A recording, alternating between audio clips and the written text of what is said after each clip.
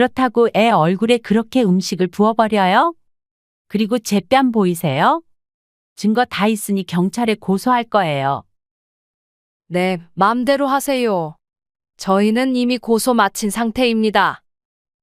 고소할 게 뭐가 있다고 그러시죠? 하나하나 다 읊어드릴까요? 그거 제대로 확인해 보신 거 맞아요? 아무리 내 딸이 철이 없어도 그런 짓까지 할 사람은 아니라고요. 나도 그동안 키운 정이 있어서 여러 군데서 확인했어요. 제 딸 잘못은 잘못이고 용서할 수 없는 건 맞지만 이렇게 고소까지 꼭 해야 하나요? 그래도 자식들끼리 서로 죽고 못 살던 사이였는데 그냥 깔끔하게 없던 일로 하시죠? 제가 왜요? 제가 그동안 얼마나 당신들 때문에 스트레스를 많이 받았는지 알아요? 저희가 조용히 사라져 줄게요. 알고 보니 당신들 이번이 처음이 아니더만요. 또 다른 피해자가 나오게 할 순 없죠. 각오 단단히 하시는 게 좋을 거예요. 방금 대화 속 주인공 69세 강수자 씨와 며칠 전까지 예비 사돈이었던 사람입니다. 강 씨는 얼마 전 결혼식 도중에 결혼을 엎었습니다. 그러고는 예비 며느리에게 음식을 부어버리고 사돈에게 손찌검까지 했습니다. 정말 상상치도 못한 사실을 알게 되었기 때문이었습니다. 그런 강 씨에게 예비 사돈은 고소만은 하지 말아달라고 부탁했습니다. 하지만 강 씨는 별로 그런 부탁을 들어줄 생각이 없었습니다. 어머님, 저희 민철이를 봐서라도 한 번만 용서해 주세요. 원하시면 양육권도 드릴게요. 어머님, 징그러운 소리 하지 말아라. 그리고 이게 한 번만 봐줄 일이니? 난 절대 그럴 생각 없으니까 네 엄마랑 콩밥 먹을 준비해라. 그렇게 말하고 강 씨는 두 모녀를 집에서 내쫓았습니다. 과연 이런 강 씨에게는 그간 어떤 일들이 있었을까요? 지금부터 그 이야기를 들려드리겠습니다. 강 씨는 어린 시절 평범한 집안의 첫째 딸로 태어났습니다. 유난히도 정이 많았던 강 씨의 부모님은 주변에 살던 이웃들을 잘 돕고 살았습니다. 하지만 호의가 계속되면 권리인 줄 알았던 주변 이웃들은 점점 강 씨네에게 더 많은 것을 요구하기 시작했습니다. 이웃들이 선을 넘자 강 씨의 부모님은 더 이상 이웃들을 도와주지 않았습니다. 하지만 그런 강 씨네에게 원한이 생겼던 이웃 주민들은 다 같이 쳐들어와 강 씨네의 집을 마구 박살내기 시작했습니다. 심지어 불까지 지르면서 강 씨네는 하루아침에 모든 것을 잃었습니다. 강 씨의 어머니는 이 일로 충격을 받아 한동안 정신을 차릴 수 없었습니다. 그동안 강 씨네는 먼 친척 집까지 며칠을 꼬박 새며 찾아가야 했습니다. 하지만 그렇게 온 강 씨네를 친척들이 반길 리는 없었습니다. 강 씨의 어머니는 금방 정신을 차렸고 이후 강 씨의 부모님은 돈을 벌러 친척 집을 나왔습니다. 저희가 돈 벌어서 꼭 보내드릴 테니 우리 애들 좀 잘 부탁드려요. 강 씨의 아버지는 친척의 손을 잡고 자식들을 잘 부탁한다는 말을 전하며 그렇게 돈을 벌러 아내와 함께 떠났습니다. 처음에는 친척들도 그런 강 씨와 형제들이 안쓰러워 잘해줬지만 시간이 갈수록 친척들은 강 씨네 자식들을 짐처럼 여기기 시작했습니다. 강 씨의 부모님은 약속대로 꼬박 돈을 보냈지만 친척은 그 돈을 낼름 받아먹기만 하고 밥도 제대로 주지 않았습니다. 강 씨와 동생들은 거의 하루 종일 머슴처럼 일을 해야 했고 죽지 않을 정도로만 밥을 먹었습니다. 하지만 시간이 지나자 친척 어르신은 이제 강 씨와 동생들에게 폭력을 가하기 시작했습니다. 자기 마음에 들지 않으면 뒷마당으로 끌고 가 매를 들었습니다. 심지어 친척의 자식들, 강 씨보다도 어린 그 집안의 자식들까지도 강 씨와 동생들에게 손찌검을 하기 시작했습니다. 강 씨는 그런 친척들로부터 동생들을 지켜내야 했습니다. 때리는 것도 한 번이 어렵지. 한 번 때리고 나서부터는 그 강도가 점점 올라가기 시작했습니다. 어느 날은 강 씨의 막내 동생이 상을 들다 실수로 밥상을 엎었습니다. 그 모습을 보고 분노한 친척 어르신은 막내 동생을 뒷마당으로 데려가지도 않고 그 자리에서 몽둥이를 들어 때리려 하고 있었습니다. 친척 어르신의 눈을 보니 이대로면 동생이 심하게 다칠 것 같아 강 씨는 몸으로 동생을 막아줬습니다. 친척 어르신은 비키라고 강 씨에게 소리쳤지만 강 씨는 순간 너무 화가 나서 몽둥이를 빼서 밖으로 던져버리며 소리를 질렀습니다. 그러고는 한 번만 더 자기의 동생들을 건들면 정말 가만두지 않겠다고 소리쳤습니다. 하지만 이 일을 계기로 강 씨는 친척 집에서 쫓겨났습니다. 그 집 친척 어르신은 다른 집의 사내들까지 불러 강 씨를 쫓아내서 강 씨는 저항할 방법이 없었습니다. 강 씨는 그렇게 동생들과 헤어지고 일단 살고 봐야 했습니다. 그래도 강 씨에게는 부모님이 주신 약간의 돈이 있었습니다. 강 씨는 그렇게 홀로 지방을 떠나 수도권으로 향했습니다. 강 씨는 무슨 일을 해야 할지 몰라 길 가는 사람을 붙잡고 일을 달라 했습니다. 거의 대부분의 사람들이 강 씨에게 대꾸도 하지 않았지만 그중 한 사람이 그런 강 씨의 간절함을 알아줬는지 당장 다음날 출근할 수 있냐고 물었습니다. 강 씨는 당연히 할 수 있다고 했습니다. 당장 잘 곳도 없던 강 씨는 그렇게 밖에서 뜬 눈으로 하루를 지새고 다음날 알려준 장소로 출근을 했습니다. 강 씨를 고용한 남자는 강 씨보다 최소 10살이 많아 보이는 사람이었습니다. 이 사람이 알려준 장소는 그 당시에는 꽤나 근사한 식당이었습니다. 일반 음식점과는 달리 아주 고급스러워 보였습니다. 식당 주인 남자는 강 씨에게 옷을 갈아입고 오라고 했고 청소 먼저 시켰습니다. 그렇게 최대한 열심히 청소를 하던 강 씨에게 식당 주인 남자는 강 씨의 행색을 보고 잘 곳이 있냐고 물었습니다. 강 씨는 솔직하게 잘 곳이 없다고 답했습니다. 식당 주인은 자기가 여동생이랑 같이 사는데 남는 방이 있어서 거기서 머무는 게 어떻겠냐고 강 씨에게 제안했습니다. 당장 잘 곳이 없었던 강 씨는 식당 주인의 말에 알겠다고 답했습니다. 그렇게 식당 주인의 집에서 강 씨는 들어가 살게 되었고 식당 주인의 여동생도 강 씨를 크게 불편해하지 않고 오히려 자기와 같은 여자인 식구가 생겨 좋아했습니다. 강 씨는 처음에는 살가운 식당 주인의 여동생이 부담스러웠지만 착한 마음이 느껴져 강 씨도 어느덧 마음을 열었습니다. 그렇게 시간이 흘러 강 씨는 일에도 익숙해졌고 돈도 벌고 있어 식당 주인의 집에서 나갈 준비를 했습니다. 벌써 나가시게요?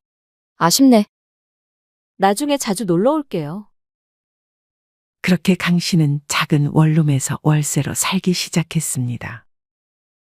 식당 주인 남자는 강 씨가 어떤 선택을 하든 배려해줬습니다. 그리고 일을 알려줄 때도 절대 화를 내지 않고 차근차근 알려줬고 강 씨가 손님에게 실수를 했을 때도 얼른 다가가 강 씨 대신 손님에게 사과를 하기도 했습니다. 강 씨는 점점 이런 식당 주인 남자에게 마음이 가기 시작했습니다.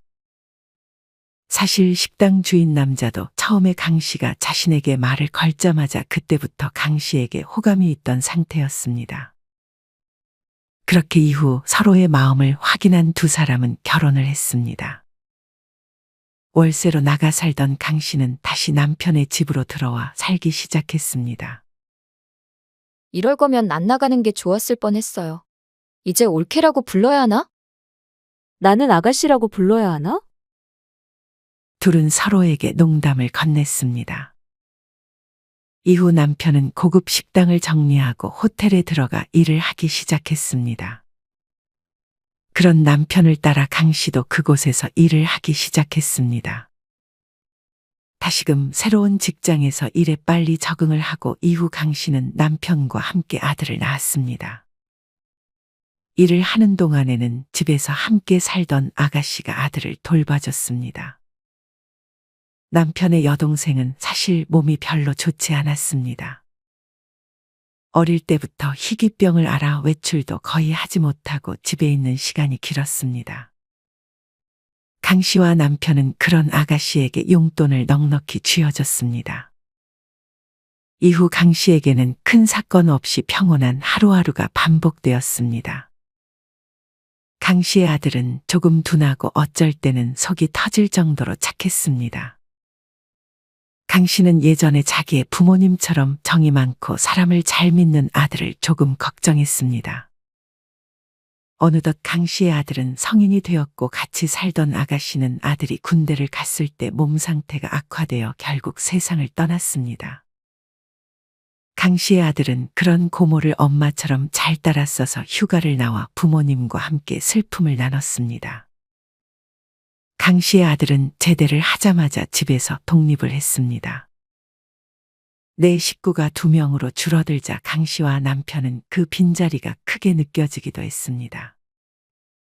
시간이 약이었는지 시간이 흐르자 강 씨와 남편은 다시금 익숙해지기 시작했고 아들은 어느덧 취직을 하고 약혼을 했다는 소식을 부모님에게 전했습니다. 정말이야? 생각보다 이른 소식에 강 씨와 남편은 놀라서 물었습니다. 강 씨는 아들이 결혼은커녕 여자를 한 번이라도 만날 수 있을까 하는 걱정이 있었습니다.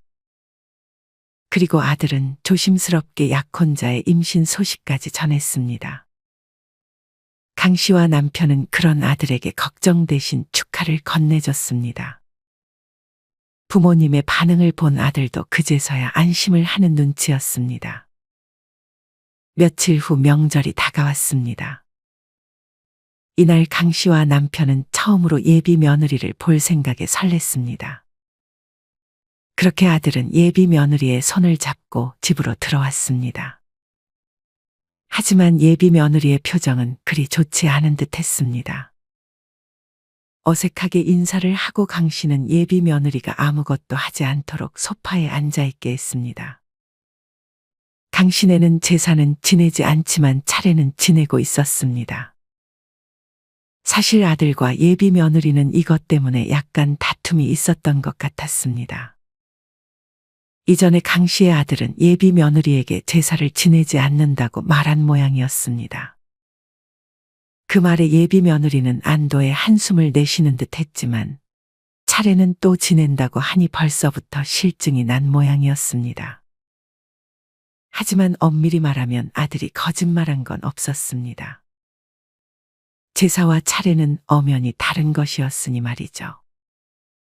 강 씨는 그런 예비 며느리의 표정을 읽고 앞으로도 자기가 죽을 때까지는 며느리에게 음식을 도와달라고 말할 생각이 없었습니다. 예비 며느리는 소파에만 앉아있기는 심심했는지 집 구경을 시켜달라 했습니다. 강 씨는 그런 예비 며느리에게 방을 차례대로 소개해주기 시작했습니다. 예비 며느리는 아주 유심히 집을 훑어보는 느낌이었습니다. 예비 며느리는 강 씨의 집에 대한 스캔이 끝났는지 갑자기 강 씨에게 살갑게 대하기 시작했습니다. 예전에 남편의 여동생과 성격이 비슷한 듯 했지만 아가씨는 별로 부담스럽지 않았는데 예비 며느리의 살가움은 강 씨에게 조금 부담이었습니다. 하지만 갈수록 좋아질 것이라 생각하고 강 씨는 그런 예비 며느리를 열심히 받아줬습니다. 이혼은 엄청 복잡해. 서류 떼는 것도 많고. 지금 약혼 기간에 잘 살피는 게 중요해. 강 씨는 몇 년 전 이혼한 아들로 마음고생했던 지인을 만나 얘기를 나눴습니다. 그런 건 아들이 잘 판단해야 하는데 워낙 둔해서 좀 걱정이 되긴 하네. 강 씨는 명절에 왔을 때도 얼핏 예비 며느리에게 꼼짝 못하는 것처럼 보이는 아들을 보며 조금 걱정했습니다. 아들과 예비 며느리는 이미 동거를 하고 있었습니다.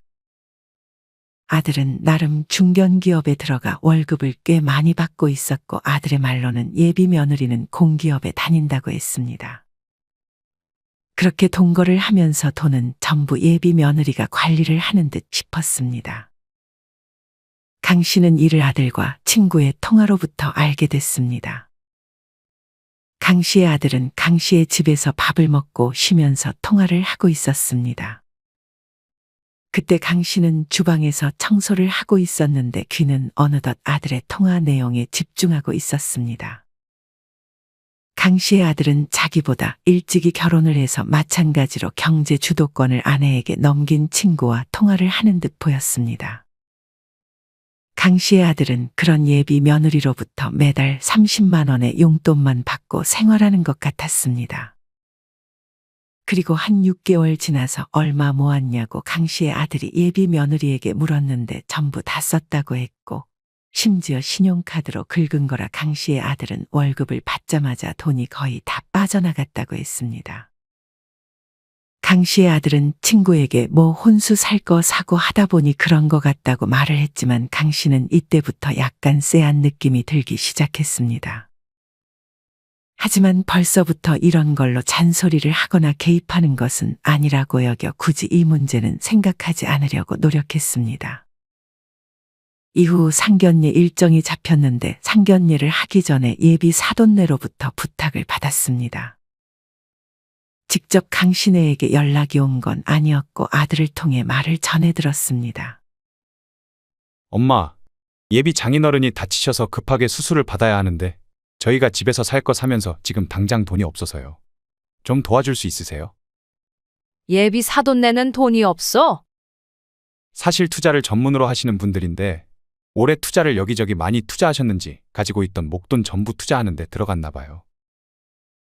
강 씨는 아무리 그래도 수술비가 한 푼도 없다는 것이 이해가 되지 않았습니다. 몇백만 원에 크다면 크고 작다면 작은 금액이었지만 강 씨와 남편은 상의 끝에 일단 그렇게 돈을 빌려줬습니다.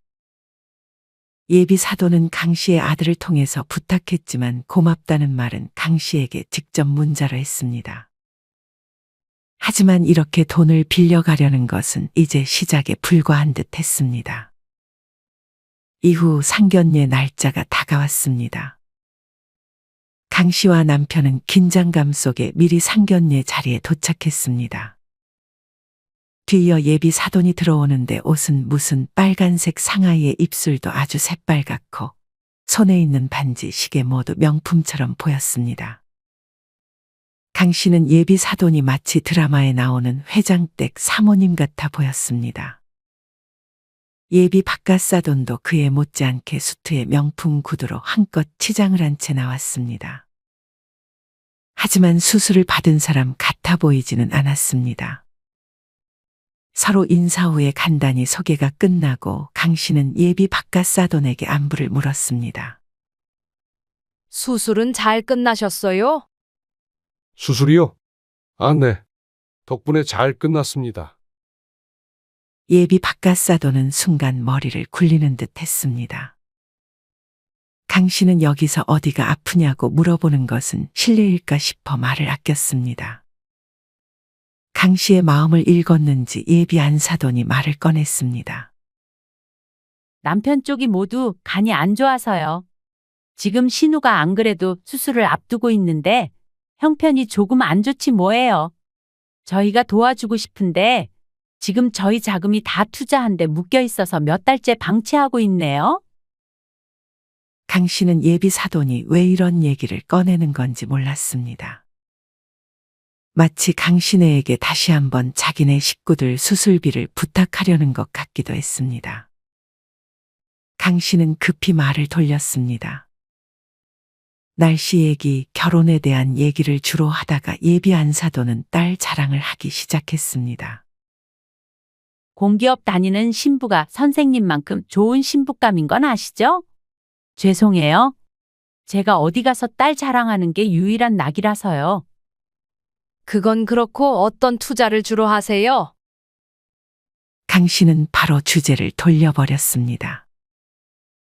보통 부동산 관계자들이랑 기업가들 만나서 투자를 하고 다닙니다. 예비 바깥사돈은 교과서를 읽듯 연습을 한 톤으로 답했습니다. 강 씨의 남편이 궁금해서 그 지역 재개발에 대해서 물었지만 어째서인지 사돈들은 대답을 잘하지는 못하는 것 같았습니다. 상견례 이후 골프를 치던 강 씨의 남편과 예비 바깥사돈은 빠르게 친해진 듯 보였습니다. 하지만 이후 강 씨는 예비 바깥사돈이 남편에게 돈을 빌려달라고 했다는 사실을 알게 됐습니다. 골프 치는데 어찌나 투자 얘기를 많이 하던지 그러다 1억만 투자해보는 게 어떻겠냐고 하더라. 그래서 어떻게 했어? 겁이 많아서 투자는 안 한다고 했지. 그러더니 그러면 자기가 할 테니 돈을 빌려달라 하는 거 있지. 강 씨의 남편도 쎄한 느낌을 받아 사돈의 요구를 거절했다고 했습니다. 원래 내기에서 진 사람이 골프 비용을 내기로 했는데 예비 바깥 사돈은 내기에서 졌음에도 갑자기 일이 생겼다고 급히 가버리는 바람에 그 비용을 강 씨의 남편이 직접 결제했다고 했습니다. 이후 강 씨는 모처럼 모임에 참석하러 시내에 나왔습니다. 강 씨는 그렇게 지인들과 밥을 먹고 카페로 향하려는데 길거리에 낯익은 얼굴이 보였습니다.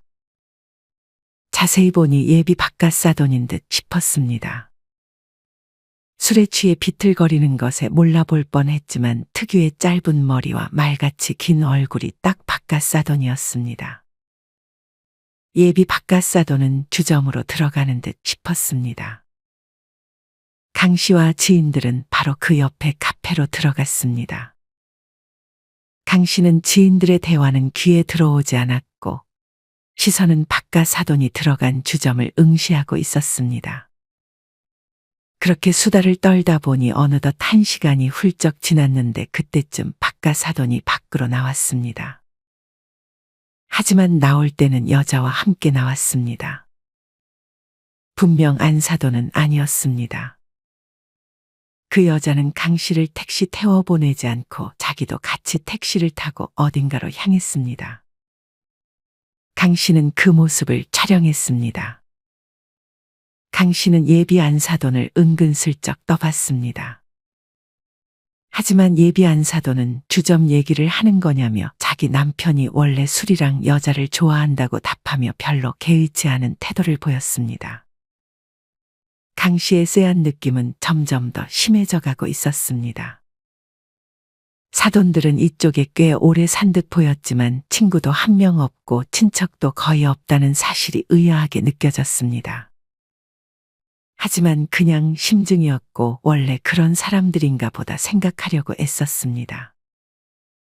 이후 결혼식 전에 손주가 태어났습니다.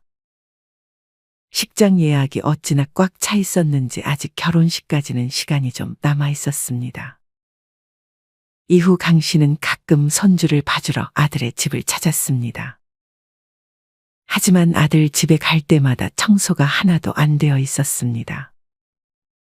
강 씨의 며느리는 출근을 했고 강 씨는 아이를 돌보는 아들 대신 집을 청소하며 아들에게 물었습니다. 며느리는 정확히 어디를 다니는 거니? 강 씨의 아들은 며느리가 다니는 회사 위치를 알려줬습니다. 강 씨는 이전에 며느리의 사진을 지인들에게도 보여줬었는데 지인 중 한 명이 어디 근처 만화방에서 며느리처럼 보이는 사람이 자주 보이는 것 같다고 강 씨에게 말해준 직후였습니다. 강 씨의 지인은 일을 안 다니고 자식도 없는데 만화방 가는 것이 취미였습니다. 아들이 말하는 회사의 위치를 검색해 보니 지인이 말했던 만화방 바로 옆에 위치해 있던 회사였습니다. 강 씨는 약간 의심이 들어 청소를 마치고 일이 있다며 밖으로 나갔습니다. 강 씨는 얼른 택시를 타고 그 근처 만화방으로 향했습니다. 아직 오후 3시였어서 퇴근까지는 시간이 남았으니 강 씨의 예상대로라면 며느리가 만화방에 있을지도 모른다고 생각했습니다. 강 씨는 만화방을 한 번도 방문해 본 적이 없어서 덤벙대며 만화방 내부로 들어갔습니다. 직원의 안내에 익숙치 않게 뭔가를 누르고 강 씨는 일단 자리를 잡았습니다. 모자를 씀과 동시에 조심스럽게 주변을 훑었는데 아직은 익숙한 얼굴이 보이지는 않았습니다. 강 씨는 만화책을 고르는 척 그 안에 있는 사람들을 살폈습니다. 커튼이 쳐져 있어 안에 정확히 누가 있는지 알 수가 없어 강 씨는 포기해야 하나 싶었습니다. 그 순간 어느 칸에서 라면을 시켰는지 직원이 라면을 가져다 주면서 커튼을 열었습니다. 강 씨는 만화책을 보던 시선을 그쪽으로 돌렸습니다. 강 씨의 눈에 비친 것은 다름 아닌 예비 며느리가 맞았습니다. 강 씨는 예비 며느리를 보고는 얼른 몸을 숨겼습니다. 음식을 가져다 준 직원에게 고맙다는 말을 하는 목소리까지 예비 며느리가 맞다고 확신했습니다. 강 씨는 왜 예비 며느리가 지금 일을 할 시간에 여기 있는 건지 영문을 몰랐습니다. 그리고는 강 씨는 며느리가 일한다는 직장을 찾아가서 예비 며느리의 이름을 대며 이 사람이 여기서 일을 하고 있냐고 물었습니다. 하지만 그 누구도 예비 며느리의 이름을 아는 사람은 없었습니다. 강 씨는 예비 며느리의 거짓말을 확신했습니다. 그렇다면 이제는 왜 그런 거짓말을 했는지가 의문이었습니다. 강 씨는 이제 예비 며느리의 모든 것을 의심하기 시작했습니다. 어느 날은 강 씨가 집에 들어와 보니 집에 있던 금고를 누가 만진 흔적을 발견했습니다. 남편과 강 씨는 금고에 거의 손을 대지 않기에 의아했습니다. 강 씨는 이날부터 몰래 카메라를 달아놓았습니다. 나중에 확인해 보니 며느리가 아들에게서 강 씨의 집 비밀번호를 알려달라고 했는지 아무도 없는 강 씨의 집에 혼자 들어와서는 금고에 손을 대고 있었습니다. 하지만 나름 치밀했던 강 씨와 남편은 그리 호락호락하게 금고가 열리게 놔두지 않았습니다. 강 씨는 이 모든 사실을 아들에게 알렸습니다. 예비 며느리 거기 일 다닌 적 없다고 하는데 강 씨는 예비 며느리가 사실 백수였다는 사실과 강 씨의 집 금고에 손을 댔다는 사실을 아들에게 알렸습니다. 아들은 그 말에 꽤 충격을 받은 듯 했지만 이미 손주도 태어난 마당에 결혼을 엎을 수는 없다는 말을 강 씨에게 전했습니다. 이 부분에 대해서는 자기가 예비 며느리와 대화를 해보겠다고 했습니다. 강 씨도 만약 손주만 아니었다면 이 결혼을 무르려고 부단히 노력했겠지만 손주만 생각하면 그냥 눈을 감아줘야 하나 싶었습니다. 하지만 어느 순간부터 강 씨는 손주를 보면서도 의심이 들기 시작했습니다. 손주를 아무리 봐도 아들과는 별로 닮지 않았다는 것이 직감적으로 느껴졌기 때문이었습니다. 강 씨는 호텔에서 일을 그만두고 예전에 일했던 그 호텔의 지인과 들어와 식사를 하고 있었습니다. 강 씨는 예전에 알았던 동료들과도 반갑게 인사하고 직원들은 서비스도 챙겨줬습니다. 그때 강 씨는 호텔 뷔페에서 낯익은 얼굴을 보게 됐습니다. 상견례 때 입은 복장 그대로 빨간색 상하이에 새빨간 립스틱을 한 그리고 각종 명품 반지와 시계를 착용한 바로 예비 안사돈이었습니다. 안사돈은 자기 또래로 보이는 남자와 함께 들어왔습니다. 그 남자는 예비 바깥사돈은 아니었습니다. 강 씨는 밥을 먹으면서도 예비 안사돈을 주시했습니다.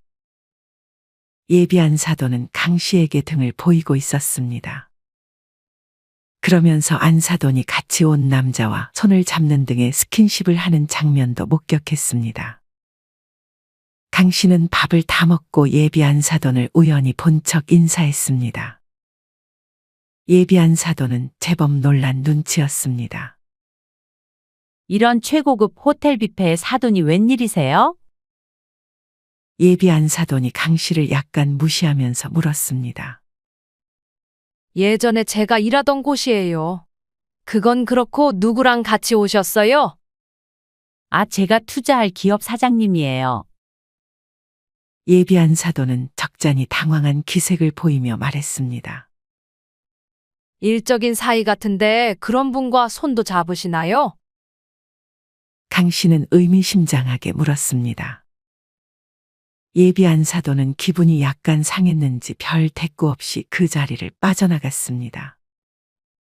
이후 결혼식이 일주일 앞으로 다가왔습니다. 이전에 사돈네는 자기들 지인이 없다면서 결혼식을 작게 하자고 말했던 터였습니다. 강 씨는 혹시 몰라 손주와 아들의 유전자 검사를 의뢰해 놓은 상태였고, 원래는 이맘쯤 결과가 나올 예정이었지만 생각보다 결과가 늦게 나오고 있었습니다. 아마 결혼식 당일 정도에야 나올 것 같다는 말을 들었습니다. 강 씨는 이 모든 사실을 남편에게 말해 놓은 상태였고 남편은 얼른 결혼을 막아야 한다고 주장하고 있었습니다. 하지만 강 씨는 남편에게 기다려보라고 하고 자기가 다 생각이 있다고 했습니다. 강 씨는 남편에게 지인들을 한 명도 부르지 말고 하객으로 올 사람을 고용하자고 했습니다. 남편은 강 씨가 무슨 생각인지 영문을 몰랐습니다. 강 씨와 남편은 자기의 가족들을 한 명도 부르지 않고 애초에 그냥 지인들이나 친구들은 부르지 않기로 했던 터라 강 씨 측에서도 올 사람이 고용한 사람들밖에 없게끔 설계해놨습니다. 강 씨의 예상대로라면 예비 사돈 쪽도 전부 하객을 고용된 사람으로 채울 것이라 생각했습니다. 그렇게 결혼식 당일이 밝았습니다. 강 씨는 사람을 시켜 유전자 검사 결과가 나오는 대로 자기에게 그 종이를 가져다 달라고 부탁했습니다. 그러면 안 되지만 이미 뒷돈을 조금 건네 본인이 아니더라도 유전자 검사 결과 종이를 받아올 수 있게끔 세팅을 해놓은 상태였습니다. 그리고 고용한 사람에게 이전에 며느리가 무엇을 하고 다니는지까지 사진을 찍어오라고 시켰습니다. 그렇게 결혼식이 시작되었습니다.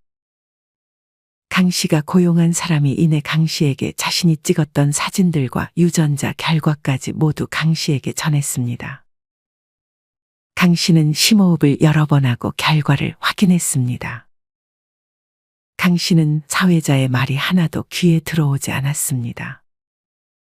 강 씨는 먼저 사진을 확인했습니다. 예상대로 예비 며느리는 출근했어야 할 시간에 계속 만화방 아니면 카페에서 시간을 때우고 있었습니다. 게다가 강 씨의 아들이 아닌 다른 남자와 함께 있는 사진도 여러 장 찍혀 있었습니다. 예비 사돈은 분주한 강 씨를 힐끗 쳐다봤습니다. 그리고 일이 잘못되고 있음을 직감했는지 예비 사돈은 강 씨가 들고 있는 것들을 뺏을 생각을 하고 있었습니다. 그렇게 강 씨가 마지막으로 긴장된 마음으로 유전자 확인 결과를 보려 하는데 그때 예비 사돈이 그 용지를 뺏어갔습니다. 강 씨는 뭐 하는 거냐며 다시 돌려달라고 했습니다. 사회자는 투닥거리는 어르신들을 보며 당황했는지 말을 더듬기 시작했습니다. 예비 사돈은 강 씨 몰래 유전자 검사 결과를 보더니 그 종이를 찢어버렸습니다.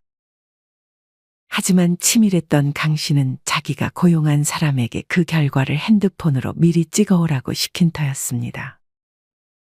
강 씨가 고용한 사람은 강 씨에게 핸드폰을 확인하라는 제스처를 취했고 강 씨는 그대로 핸드폰을 확인했습니다. 강 씨의 예상대로 손주와 아들의 유전자 검사는 불일치로 나왔습니다. 그때 사회자는 땀을 흘리며 신랑 입장을 외치고 있었습니다. 그때 강 씨는 바로 일어서서 아들 쪽으로 향했습니다. 그러더니 아들의 손을 잡고 유전자 결과지를 보여줬습니다. 예비 며느리는 이게 무슨 영문인가 싶어 신부 입장 전에 드레스를 질질 끌며 강 씨가 있는 쪽으로 다가왔습니다. 예비 며느리의 얼굴을 본 강 씨는 화를 주체 못하고 뷔페 음식 쪽으로 가서 접시에 음식을 마구 덜어내 그대로 예비 며느리의 얼굴에 부어버렸습니다. 예비 사돈은 그런 강 씨에게 뭐 하는 거냐고 소리쳤고 강 씨는 분이 풀리지 않아 예비 사돈의 뺨을 때렸습니다. 거기 온 고용된 하객들은 당황해서 웅성대기 시작했습니다. 강 씨는 어차피 여기서 자기 가족이나 지인이 있던 것이 아니었기에 하고 싶은 만큼 분을 표출했습니다. 정말 말 그대로 난장판이 따로 없었고 결국 식장 직원들이 말렸습니다. 강 씨는 이 일로 위약금을 물었고 당연히 결혼은 없던 일로 됐습니다. 강 씨의 아들은 전부 다 참아도 아들이 자기 아들이 아니라는 사실은 참을 수 없었던 것 같았습니다.